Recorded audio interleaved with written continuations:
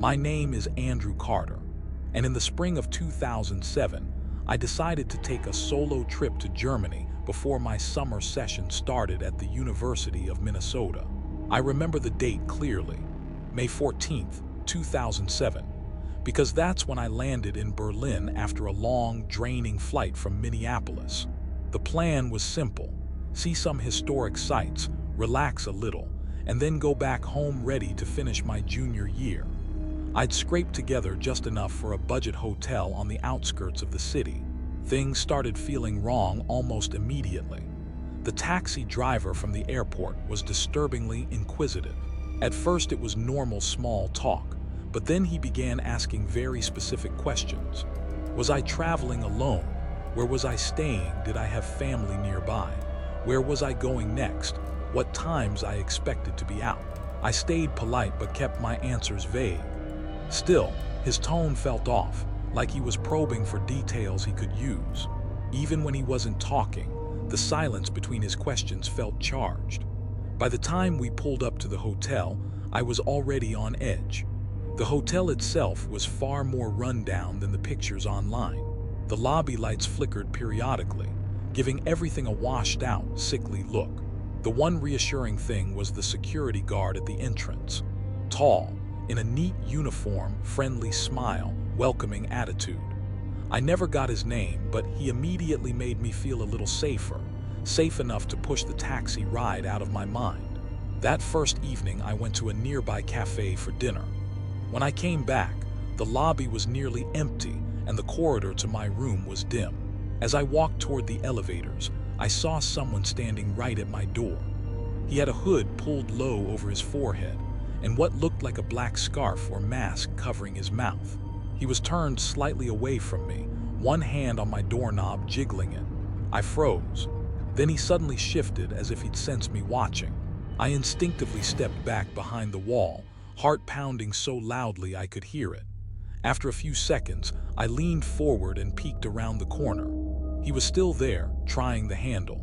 Summoning what little courage I had, I walked toward him.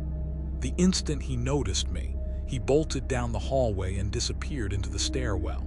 I shouted after him, demanding to know what he was doing, but he never looked back. Shaken, I went to find the security guard, the same kind man from earlier. I told him exactly what I'd just seen. He gave a half-hearted response, said he'd check the floors, but there was something flat and dismissive in his tone that made me think he didn't really believe me, or didn't care. I went back to my room and locked the door. Then I checked the lock 2 more times. The next night I had trouble sleeping. I tried to distract myself by going over my class schedule for the upcoming summer term. Eventually I drifted off. Around 3 a.m., I woke to the sound of quiet voices in the hallway. Every muscle in my body went rigid. I slipped out of bed as quietly as I could and crept to the door, peering through the peephole. 2 men stood there. One was the same masked man from the night before. The other was the security guard who had greeted me when I arrived, the one I trusted. They were whispering and gesturing toward my door. My first thought was to call the front desk. The receptionist answered, sounding half asleep and a little annoyed. I tried to keep my voice steady as I explained that there were 2 men right outside my room, that one of them was pretending to be hotel security. The receptionist told me to stay in my room and that he would come up to check. I waited, feeling helpless, listening. The voices stopped. A moment later, there was a soft knock at my door, then louder pounding. My legs felt weak. I had no idea if it was actually safe to open up. Someone called my name. I looked through the peephole again. This time, it was just the receptionist, alone. I opened the door and quickly told him what I'd seen. The guard and the masked man conspiring together. He frowned and said that couldn't be right. There was only one guard on duty that night, and he was in the security office. He led me downstairs. Behind the desk sat a security guard, but it was not the man I'd met before. Different height, different face, different voice. He said he'd been in the office all evening and hadn't left. The hotel manager, woken by the commotion, called the police. When the officers arrived, I went through everything from the suspicious taxi driver to the man at my door, to the guard outside my room with him. There was almost nothing they could do. The surveillance system, I learned, was in the middle of being upgraded. There was no recorded footage from the previous 2 days. No video of the lobby, no hallway feeds, nothing. They searched the premises, took my statement, and apologized that they couldn't offer much more. The next morning, I checked out at dawn and moved to a different hotel across town. The rest of my stay in Berlin was colored by that experience.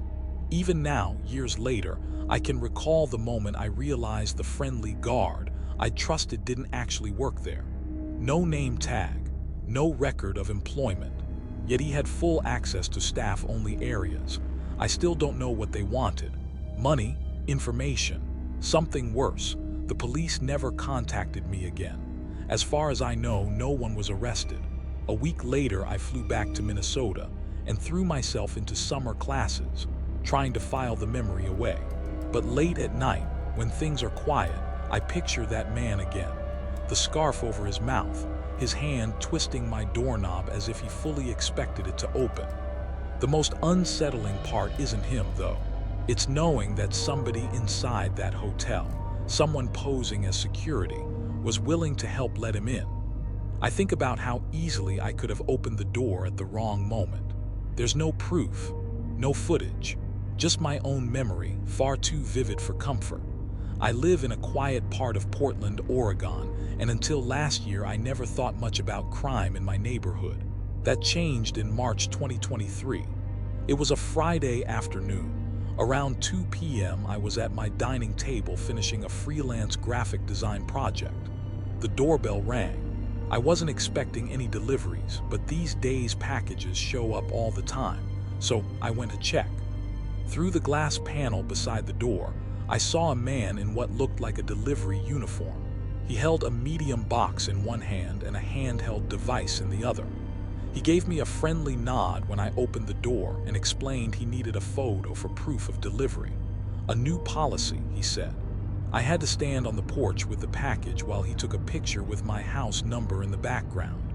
Something about it felt slightly off, but it didn't seem dangerous. It was broad daylight on my own porch. I stepped outside, took the box, and waited. Out of the corner of my eye, I caught movement near the side of the house.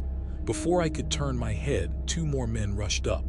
One grabbed my shoulder, the other pushed me hard from behind. I tried to twist away, maybe yell or step back inside, but they had a solid grip. They forced me through the doorway into my own living room.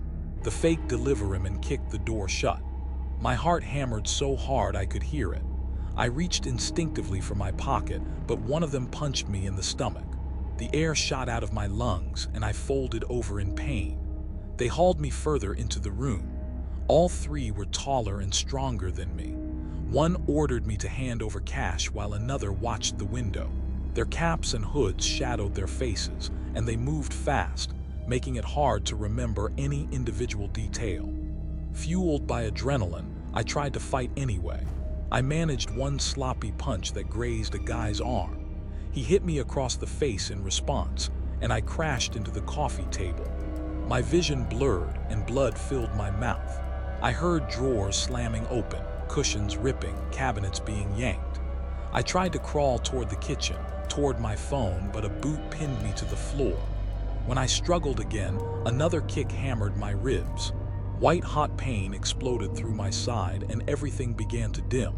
The next thing I remember, I was on my back staring at the ceiling. The TV was knocked sideways, hissing static. The house was dead quiet. My head pounded. My lip was split. Every breath stabbed my ribs. I forced myself to sit up. The room swayed. Somehow, I made it to the kitchen, grabbed my phone from the counter, and dialed 911 with shaking hands. I managed to say that I'd been attacked and robbed before my voice broke. The dispatcher kept talking to me, telling me to stay on the line and remain calm until officers arrived. Police swept through the house first, checking for intruders, but the men were long gone. The living room looked like a storm had hit it. Drawers dumped out, picture frames on the floor, my work laptop and headphones missing along with some cash I kept hidden in a drawer. 2 officers sat me down and asked if I needed an ambulance. I nodded. I was dizzy, and my side throbbed badly enough that I worried about broken ribs. Before the paramedics took me, I explained what had happened, as best as I could remember. The officers asked about cameras. Thankfully, I had a doorbell camera installed months earlier after a neighbor's car was broken into. I never imagined it would capture something like this. The footage showed the man in uniform with the box, me opening the door and stepping out, then the 2 other men rushing in from the side. It didn't show what happened inside, but it clearly captured their approach and clothing. Later at the hospital, while I waited for X-rays, an officer took a detailed statement. I tried to describe their heights, builds, accents, clothes, anything I could recall, but the whole thing had happened so quickly that my memory felt scrambled. Over the next few days, I stayed at a friend's place. Eventually, I got an update. Police had arrested 3 suspects who matched the video. One of them was even wearing the same jacket. The officers were confident they had the right men, but none of my stolen property was recovered. They told me my laptop, headphones, and cash were probably already sold or passed along. That's common, they said. The stuff moves quickly and becomes almost impossible to trace. It bothered me more than I expected. Not just the loss of the hardware, but knowing my personal data had been on that laptop. Passwords, documents, work files, pieces of my life that strangers might now have access to. Since then, I've changed every password I could think of, added 2-factor authentication to everything, upgraded my security system, and connected my doorbell camera to my phone so I can see who's outside before I even go near the door. Friends and family have been really supportive, but the sense of security I had before is gone. Now when the doorbell rings unexpectedly, my first reaction isn't curiosity, it's fear. I replay that moment on the porch in my head all the time, wishing I just said, "No thanks," closed the door and watched him walk away. The men are behind bars, but my belongings are still out there, or whatever traces of them remain. I can't help wondering, did they copy something off that laptop? Sell it with my data still on it? Will I get a call someday saying my accounts have been hacked? Or will I never hear anything again, and just be left with the feeling that some unseen part of my life is floating around in other people's hands? Before the next story, if you're new here, consider subscribing and turning on notifications so you don't miss any future scary stories. Sharing them with friends and family really helps us out. In February 2004, I was a psychology major in my sophomore year at the University of Massachusetts Amherst. I shared a small off-campus apartment with 2 other students, Mark and Dennis. We lived above a convenience store a few blocks from campus. Most of my time was split between classes and an evening job at a local bookstore. It was busy, but manageable. I was keeping up with my coursework and paying my share of the rent. Then, during the first week of February, the campus atmosphere changed. Word started spreading that a fellow student, Maura Murray, had gone missing. Maura was a nursing student. Rumor had it she might have been switching majors, and she ran track. I didn't know her personally, but I recognized her face. On a campus as big as UMass Amherst, it was normal to pass the same people in hallways and dining halls and exchange polite nods without actually knowing them. Hearing that one of those familiar faces had disappeared was unsettling. We were just coming off our first wave of midterms. Mine were scattered over 2 weeks, some huge lectures, some small classrooms.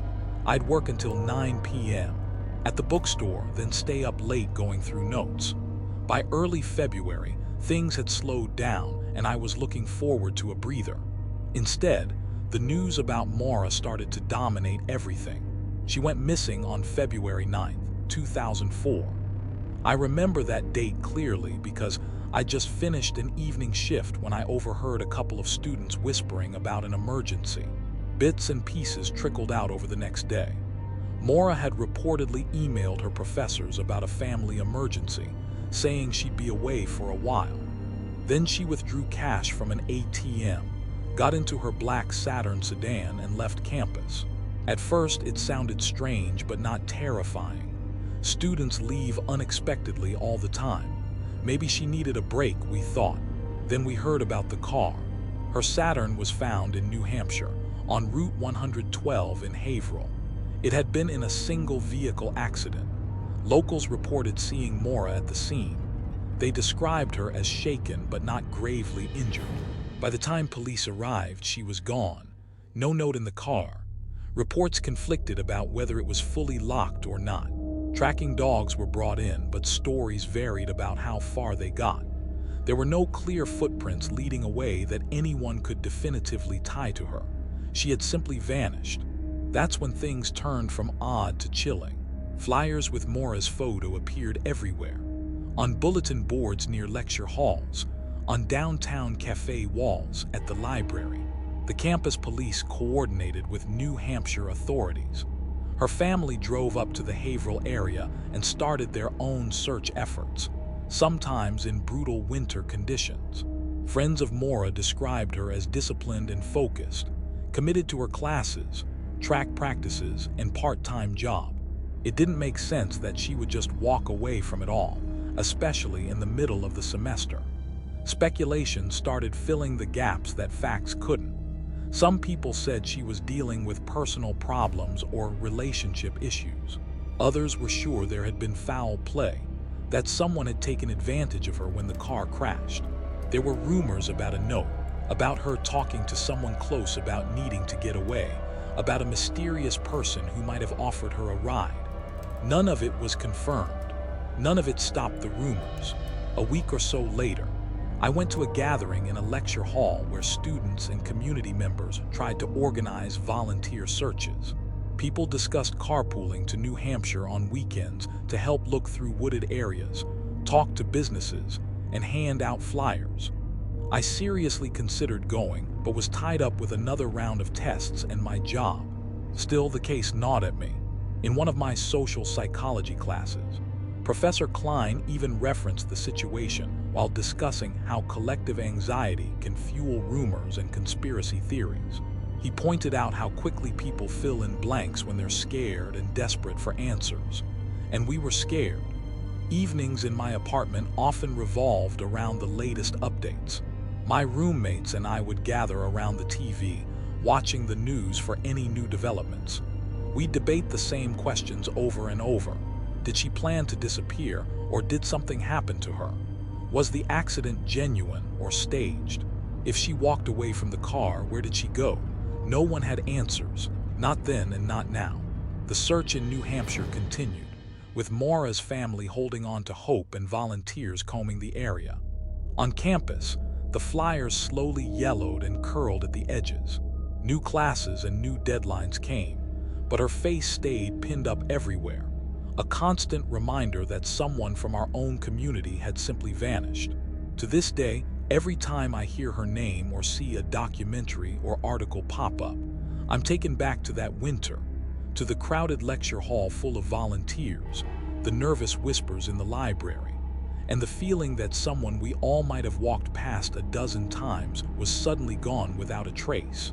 My name is Darryl, and years ago I worked the night shift at a hotel in Myrtle Beach, South Carolina. During tourist season, it wasn't bad, mostly families and vacationers, and we had on-site security. But in the off-season, winter months, things changed. The low weekly rates attracted more than just retirees looking to escape the cold. They brought in people you really didn't want as long-term neighbors. I dealt with my share of meth labs, domestic disputes, and fights during those winters. Working third shift meant meeting all kinds of characters. On really cold nights, some homeless people would slip in for warmth and a cup of coffee. Technically, I wasn't supposed to let them, but I couldn't bring myself to be that strict. As long as they behaved, I'd let them sit for a while. Working nights there meant a lot of strange and sometimes disturbing stories. This one stands out because it didn't end well for me. That evening had actually been great before everything went wrong. I'd gone to an indie wrestling show with my best friend before my shift. I'd arranged to come in an hour later than usual, midnight instead of 11. in exchange for working an extra hour the next day so the second shift front desk clerk could leave early. At the show, I even met Terry Funk, a wrestling legend famous for brutal hardcore matches. I bought a t-shirt, got it signed, and headed to work in a good mood. I arrived around midnight, counted the register, and got my usual briefing from the second shift clerk. As she left, my buddy, let's call him Andrew, pulled up. He did second shift maintenance at our hotel and the two sister properties. After his shift, he usually stopped by, grabbed us some food, and then we'd sit behind the desk, eat, and play World of Warcraft on our laptops. Business was slow enough in winter that no one minded. He had just taken some cash from me to go get food. I was showing off my Terry Funk shirt, bragging about meeting him, when I walked into the back office to put the shirt away. That's when the door chime rang. You know the saying, ask not for whom the bell tolls. That night it tolled for me. I heard someone say something loudly out front, but I couldn't make out the words. I walked back toward the lobby just in time to see Andrew collapse in front of me, like he'd been sucker punched. A man came around the corner and smashed me in the head with a short steel pipe. The first blow knocked me to one knee. Before I could react, he hit me again. Pain exploded, bright and hot, and my vision blurred. Somewhere in the chaos, I heard another voice, a second man, shouting that Andrew had gotten away and had flagged down a cop. The two attackers bolted for the door. I somehow managed to get to my feet. Dizzy and terrified, I grabbed the back office phone to call the police, but it wouldn't work properly. I slammed it down in frustration, shaking and in pain. The thought hit me that they might come back. I ran to lock the front door. I didn't know where Andrew had gone, and that scared me even more. I dialed 911 on another line. By then, blood was pouring down my face. I told the operator I'd been attacked and needed both police and an ambulance. Then I called one of our other hotels to reach the manager who oversaw all three properties, a guy named Travis. He thought I was pranking him at first. We used to mess with each other when things were slow. It took a while to convince him that this time I was serious. He locked up where he was and said he'd come over. The police and ambulance arrived quickly.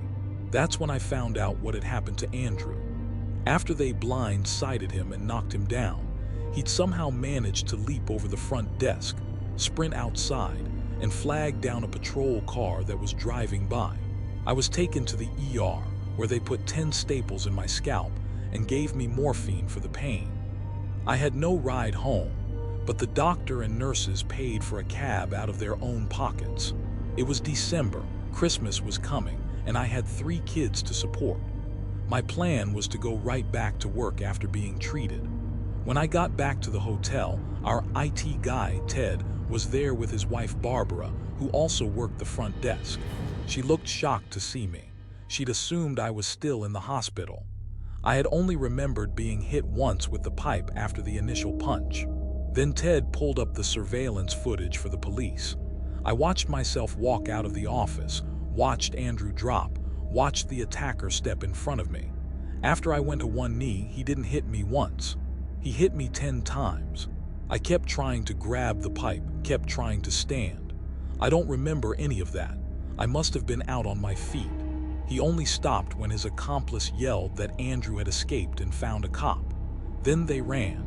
The company put me up at one of our sister hotels that night. Ted and Barbara drove me there.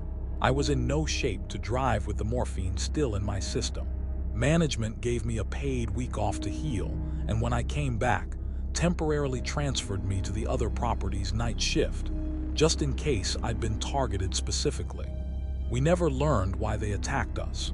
The police suspected a robbery that went sideways, Andrew getting away, me not going down easily. Even after moving to the other hotel, I flinched every time I heard the door chime. I couldn't afford to quit, but walking into work every night felt like walking into a trap.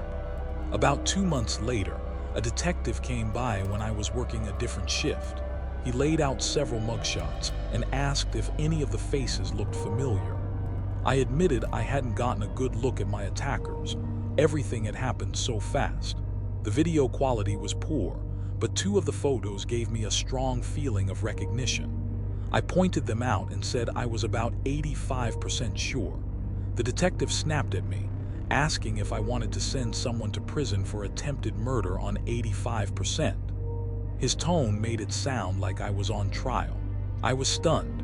I'd been the one beaten with a pipe, and somehow I was the one being scolded. They never caught anyone, as far as I know. I don't work nights in hotels anymore. In this area, it's just not worth the risk. My name is Jordan Reyes, and in November 2019, I was working nights as a nurse at Mercy Hospital in Philadelphia. I liked my patients and most of my coworkers, but I dreaded dealing with our nursing supervisor. He was the type who barked orders down hallways so everyone could hear and enforced a strict, no exceptions policy on lateness. Clock in even 1 minute past your start time, and you could expect a lecture or worse. The night that sticks with me was November 12th, 2019. I checked the weather app before leaving my apartment. It was cold and already fully dark by the time I got into my car around 10 p.m. My shift started at 11, and I always left early to build in at least 30 minutes of wiggle room. 10 minutes into the drive, the steering wheel jerked slightly to one side. I pulled over and discovered my front right tire was flat, a jagged piece of metal lodged in the tread. Luckily, there was a small 24-hour auto shop off Broad Street. The mechanic patched it quick, but I still lost precious time. By the time I pulled into the hospital lot, it was 10:55 p.m. I jumped out, locked the car, and hurried toward Building 7. It was one of the older wings, yellow tile, flickering lobby lights, and an elevator that looked like it belonged in a 70s horror movie. At night, the main entrance and that elevator were the only way in. I hit the button and stepped inside. When I pressed 7, nothing lit up at first. My stomach flipped. I jabbed the button again and muttered, "Come on, not tonight." Finally, the panel lit and the elevator lurched upward. I reached my floor with maybe a minute to spare. The supervisor was waiting outside the break room, arms crossed, eyes narrowed. He didn't say much, just grumbled, "Start your shift." The night passed without incident. By morning, I'd almost forgotten how tense I'd been getting there. Then I woke up sick. My throat ached, my head pounded. I called the supervisor and said I didn't think I could make it. He shut that down immediately, saying they were short-staffed and I'd have to come in. He offered to let me take the next night off instead. Stupidly, I agreed. Exhausted and not feeling well, I left later than usual that evening. I got caught behind a slow truck near City Hall and hit every red light between there and the hospital. By the time I parked, it was already 11:05 p.m. My phone buzzed over and over, probably my supervisor, wondering where I was. I ignored it and ran straight into Building 7, feeling that sick dread of walking in late. I rushed into the old elevator and jabbed at the buttons without really looking. I must have pressed more than one. The elevator rose. I glanced up at the floor indicator and froze. It was going to 10. We almost never went to the 10th floor. Mostly administrative offices, locked and dark at night. The doors slid open. The hallway beyond was dimly lit by a couple of emergency lights. No movement, no sound. Just a sterile, empty corridor. For a second, I considered stepping out, wondering if maybe something was wrong. Before I could decide, the doors slid shut on their own. Then the elevator moved again, this time all the way down, to the basement. I know I didn't press the basement button. I hardly ever even thought about that floor. The doors opened onto a flickering yellow light. A narrow corridor stretched ahead, mostly in shadow. At first I thought it was empty. Then I saw him. A man stood in the far corner facing the wall. He wore a hospital gown. His back was to me. He didn't move. He didn't make a sound. Every instinct screamed at me not to step out. My finger shot to the button for the 7th floor. As the doors began to close, I saw his head start to turn, just barely. Then he was gone, cut off by the sliding doors. My heart hammered all the way up. When the elevator opened onto my floor, I practically stumbled out. Instead of yelling at me for being late, my supervisor frowned, looking concerned. I must have looked pale. I told him what I'd seen. For once, he didn't bark. He said maybe a disoriented patient had wandered down there. It wasn't common, but it wasn't impossible. He grabbed Marcus, an orderly, and we all went back down together. The basement looked exactly the same, flickering light, long empty hallway, but there was no man in a gown. We checked the nearby utility room, a small storage closet, the locked supply cage. Nothing. No one unaccounted for on any unit. No incident reports. Security cameras in Building 7 were old and poorly placed. They didn't really capture that corridor. In the days that followed, I asked around discreetly if anyone had found a patient in an odd place or noticed someone missing, but no one had. It was like he'd never been there. That night was the breaking point for me. I was already worn down by the late shifts, the constant worry about the supervisor's temper, the emotional strain of working in a big city hospital, the idea of that elevator opening on an empty, locked floor, or a dark basement with someone standing there, waiting, stuck in my mind. A few weeks later, I handed in my resignation. By January 2020, I'd started fresh as a nursing supervisor at a much smaller hospital in the suburbs. I haven't set foot in Mercy Hospital since. Every now and then, late at night, I think about that man in the basement. I try to convince myself he was just a confused patient who quickly found his way back upstairs. But the way he slowly began to turn his head just as the doors closed, like he knew I was looking, still makes my skin crawl. This happened years ago, 2018, maybe earlier, when I was still a teenager. My best friend and I were inseparable. We hung out almost every day and joked that we were basically sisters. I was already deep into creepypasta, horror movies, and had even had a few weird paranormal experiences as a kid, so spooky stuff was kind of my thing. That night we were at her place, a 2-story townhouse. The layout was simple. Downstairs was the living room, dining area, and kitchen. Upstairs were 2 bedrooms and a shared bathroom across the hall. Her mom used 1 bedroom.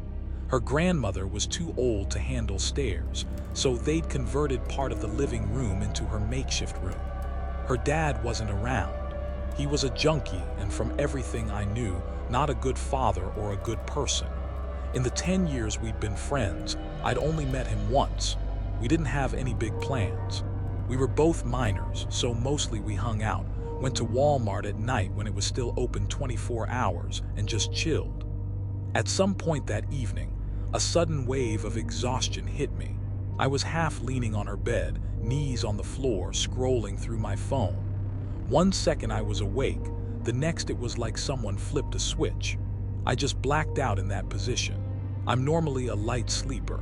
Any sound can wake me, but this time was different. It felt like my body shut down while my ears stayed on. I could hear the volume from my friend's phone. I heard her get up, walk to her mom's room, talk softly.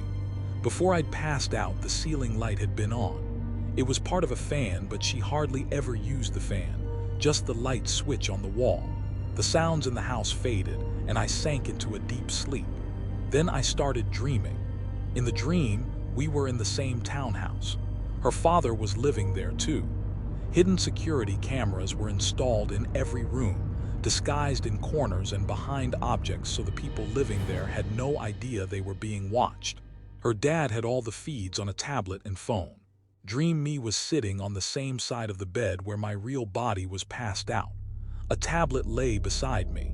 When I picked it up, I saw 4 or 6 camera views, different angles of the house. But it wasn't her family on the screen. It was a different family, and there was something terribly wrong with them. Their faces looked distorted and wrong, like the footage itself was warped. Anytime one of them came into frame, they moved slowly, disoriented, like they were drugged or sick. Details were smeared as if the camera couldn't quite focus. At one point, a woman turned directly toward the hidden camera. Her face filled the screen.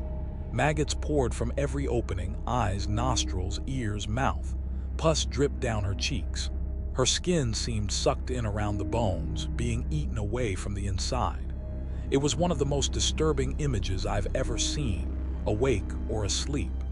In the dream, I freaked out, dropped the tablet, and my friend came back into the room. Suddenly, the light overhead flicked off and plunged everything into darkness. We tried the switch on the wall. Nothing. We tugged the ceiling fan strings. Still nothing. I grabbed my phone and tried to turn on the flashlight, but my fingers wouldn't cooperate. It was like trying to press a button underwater. I don't remember how the dream ended. The next clear moment is waking up. I was in exactly the same position I'd fallen asleep in, leaning on the mattress, knees on the hard floor. They ached from being bent so long. The room was pitch black, and it was fully dark outside. At some point while I'd been out, someone had turned the light off. I crawled fully onto the bed, feeling shaky, and let out a long breath. My friend was lying next to me, scrolling on her phone like nothing had happened. She angled the screen so its light fell on my face. In a calm voice, I said I just had the worst dream ever about her house and her dad. She immediately tensed and asked me to tell her. I told her I wouldn't say anything until the light was on. She sighed, got up, and walked toward the switch. Half joking, half serious, I said, "If your light doesn't turn on, I'm going home." She gave me a weird look and flipped the switch. The light came on, dim but steady. I held my breath anyway. She started walking back to the bed. Halfway across the room, the light flickered and went completely out. She gasped. My heart pounded so hard I could feel it in my throat. My eyes strained to adjust to the sudden dark. She tried the switch again. Nothing. Then she tugged the fan strings, still nothing. Finally, she reached up and twisted the bulb slightly. It flicked back to life. "Loose bulb," she said, trying to sound casual. "That's all." I told her the whole dream. As I spoke, I realized I was shaking. The room, despite it being the middle of a southern summer, suddenly felt ice cold. She said she'd known something was wrong while I was asleep. My breathing had changed. It got loud and heavy, like I was about to start snoring, then sped up like I'd just run a mile. By then, we were both creeped out. I told her I wanted to go home. The air in that room felt thick and wrong. She suggested we go to Walmart for a bit, get some fresh air under the fluorescent lights. She was scared too and didn't want to be alone. I agreed. We went, wandered the aisles, tried to shake off the feeling. I said I didn't want to spend the night, but she convinced me to stay so neither of us would have to be alone there. Nothing else strange happened that night or ever again in that house. Not to me anyway. She eventually moved out. Her family still lives there. It was a toxic environment for her, even without the paranormal angle, and looking back, I think all that negativity might have had something to do with the dream. Still, every now and then when I think about that night, the maggots, the hidden cameras, the light going out in my dream and in real life at almost the same moment, I get chills.